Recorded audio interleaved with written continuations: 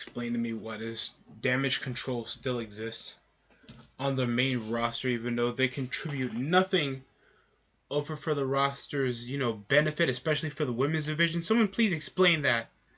Because I'm trying to see, like, the women's division barely draws as much as it is. Let alone you can make the women's division somewhat, legitimate. Make interesting characters, or at least competent enough to at least show why they should share the stage of the main event seen as lacking. But I don't know how that would excuse it if you can literally close out with probably anything else except damage control in the tag team main event of Bayley facing Bianca Belair, because I'm sure you could have done a lot more. It was Charlotte, North Carolina. You could have had Lashley versus Lesnar. Whatever Dexter Lumis is doing with Miz. Bray Wyatt doing something, at least making something overly cryptic for a storyline. Riddle and Rollins. Anything but goddamn Bayley over the main event. Every time the women's division has anything, it always got to consist of a four-horse face women or consist of a BS faction that can never get over. And we're gonna give a couple of reasons why the damage control sucks. One of the reasons why they suck, nobody knows the gimmick of damage control. Why they call damage control. Damage control sounds like something that's uncontrollable, takes over anything without, anybody that can have a handle on the group. It's just Bayley looking like a substitute teacher that just came out of a failed marriage and came out of a pro-abortion rally with that terrible haircut, and the only thing people want to know is cover up Bayley's face with a paper bag just so they can stare at her just annoyingly puff ass, and that's it.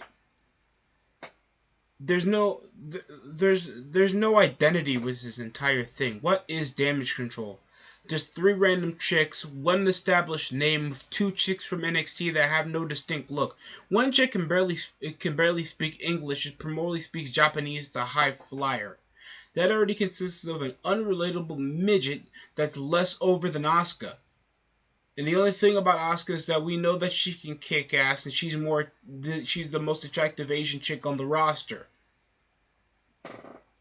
And Dakota Kai, the most unattractive chick over in the group. No descriptive feature, can't get over, has barely any promo time, and only 1/3 of the group can talk. And they still have this definitive running joke of still trying to verbally harass Michael Cole. No definitive charisma. Nobody's behind this entire group. This is go away heat every time. And people saying go away heat is good heat. I remember this argument when I was talking about Baron Corbin. It's like, bro, if they're a major part of TV and I want to change the channel, that's not good fucking heat. The point of heat, so the babyface can get over. That's literally been displayed so many times by veterans. The reason why the bad guy is supposed to get a negative reaction so the babyface can get a positive reaction so people can get more interest over to the show, and then you push them over to the main event. This is supposed to be the finale. This is supposed to be the reason so you can tune into a weekly program, and they fail to do that. Especially when they're pushing over Nikki Cross as the last person that you're going to see to make you try to tune in on Monday Night Raw.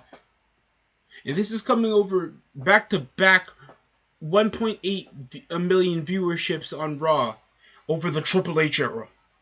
All because it's the same guy means it's going to be different formatting. We know how Triple H is going with this. He's getting all his NXT favorites with the same work rate BS, only bringing up the significance of the belt without actually showing real interaction and make the belt actually look important. And just have matches that you guys sort of care about without bringing a reason why are we seeing them wrestle to how it's going to end. There's always supposed to be a here, what, why, and how. And then it's supposed to end with a conclusion. That's how we build pacing. That's how we build plot. That's how we build emotion. That's how we build drama. And then we end it. And here we are just displaying over damage control just so Bayley can have a faction. And I just want to understand, why does Bayley need a faction even though she's already an established name that can handle herself? When she even did it with Sasha Banks as a tag team partner when it was already running through the whole women's division. Why does she need two other no-name chicks that do nothing to help her individually when we know that she's a multi-time women's champion by now? So that's already another failure. By the way, the Io Sky and Dakota Kai sucks. They're a tag team that barely lets on. They have no legitimate identity.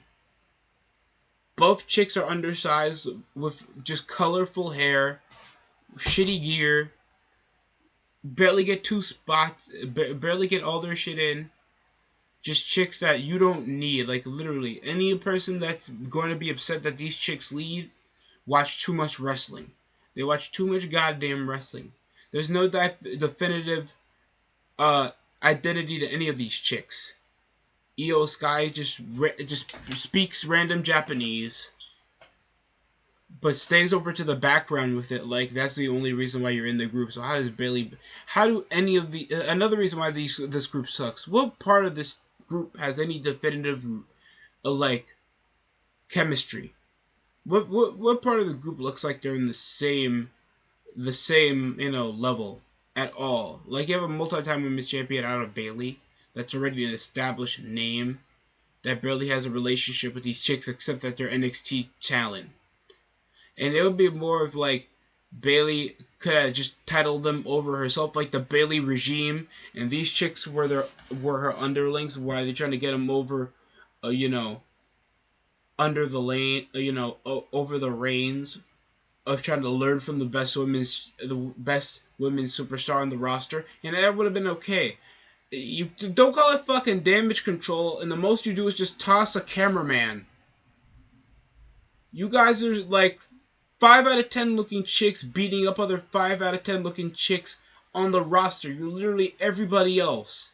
There's no descriptive feature into why I should watch you on TV. At least there's a theme between Evolution, bringing up the old with the new. From the past with Ric Flair to the present with Triple H, and the future with Batista and Randy Orton.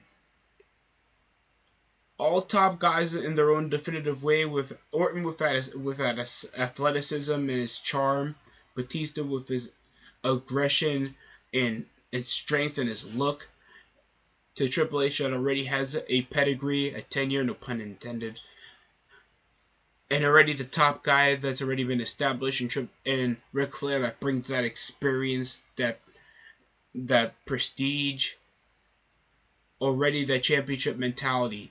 Every part of these guys already have a dominant force that has the youth, experience, and the unstoppability factor. That's why it ran amok for a couple of years on Raw. You know what Evolution means. You don't know what damage control means. You have got to be kidding me.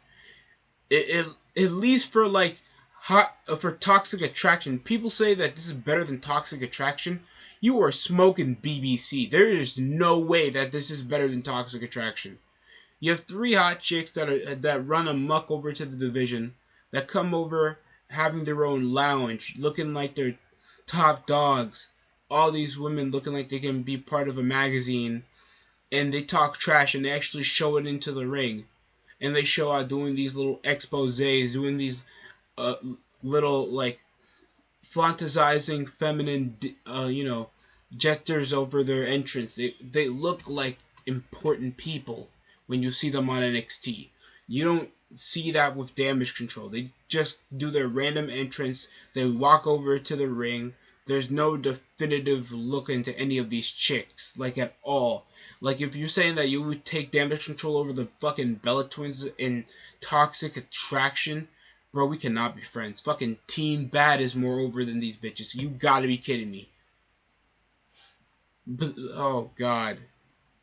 They just turn, and by the way, they just have go away heat, bro. They have turn off the TV heat, bro. Nobody ever wants to see them. No one ever says that I'm excited to see whatever Damage Control is gonna do. Since they debuted on SummerSlam, Everybody was just gonna be like, what is Bayley gonna do? Challenge for the women's championship? Okay, that's about it.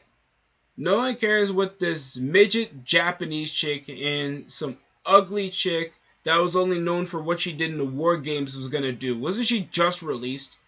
If it wasn't for Bayley picking her up, these chicks would be off on AEW, possibly getting assault charges claimed on Sammy Guevara. Like, none of these people feel like they're going to last without being with an established name with like Bayley. At all. You can barely see a beneficial future for these people. And just knowing like this possibly gonna last over because of the overwhelming support of Triple H, because of what he supplies being, mostly these people's, reason why they still have a job. This is gonna be a long time. Honestly, even though Vince known, like, don't do this faction, pal. None of these ugly bitches are going to get the ratings that are going to keep Raw over the standstill.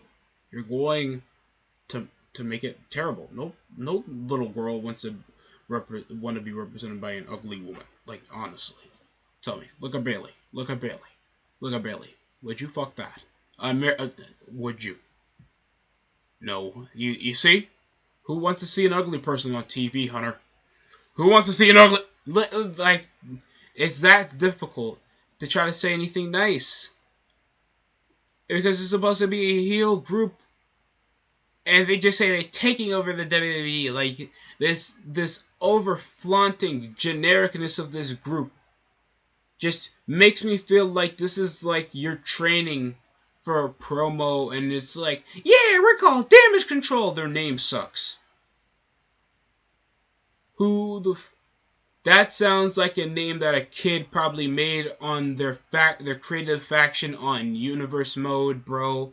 Somebody 20 years ago called themselves Damage Control. Such an unoriginal name. Such an unoriginal group with unoriginal women. If you guys think differently, go ahead. If you guys disagree, go ahead. I don't even care if you agree. Just know, like, this is just BS. And you think that's not the reason why Raw is one of the reasons why Raw or the women's division is always going to have such a bad rap, or why watching Raw is never going to give you like that rewatchability factor, or at least that excitement to keep you enticed to watch the next episode. You can see why we're failing to still captivate a casual audience to this day. That's it for me. Thanks for watching the DST show. And I hope you subscribe, like, and share so we can grow over to this channel, man. We already made it over to 200. Why not 300? Why not 400? Why not 500? Why not to 1,000? Thanks for watching.